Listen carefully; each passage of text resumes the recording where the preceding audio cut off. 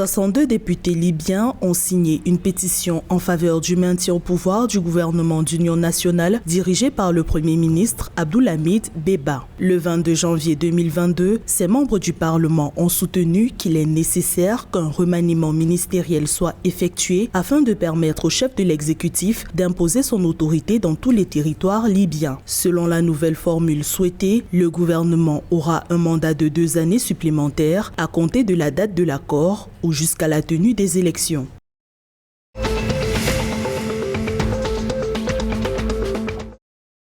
Mohamed Abou, l'ancien dirigeant du parti tunisien Courant démocrate, a appelé au boycott des élections législatives prévues le 17 décembre 2022. S'exprimant dans un média local le 23 janvier, la figure de l'opposition a qualifié ce futur scrutin d'illégitime. Mohamed Abou estime que des élections anticipées auraient pu être organisées dans le pays afin de préserver la légitimité constitutionnelle. En Tunisie, l'opposant Mohamed Abou est poursuivi pour fraude et corruption au bénéfice d'avantages électoraux illicites.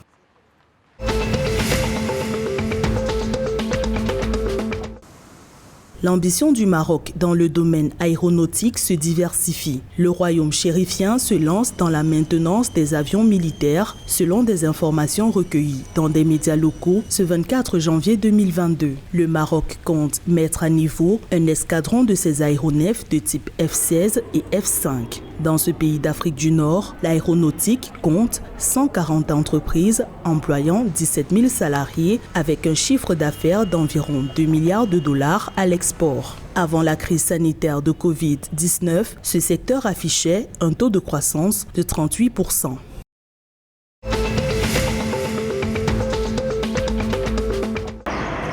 Le réseau routier de l'Égypte a été enrichi d'environ 1350 km dans les villes du Nouveau-Caire, de la Nouvelle Assiout et du New Burj Al Arab, entre autres. Le Premier ministre Mostafa Madbouli a révélé le 23 janvier 2022 que le coût de ces projets s'est élevé à 33 milliards de livres égyptiennes. Pour le chef du gouvernement, améliorer la desserte des nouvelles cités vise à attirer la population, les investissements et les opportunités d'emploi.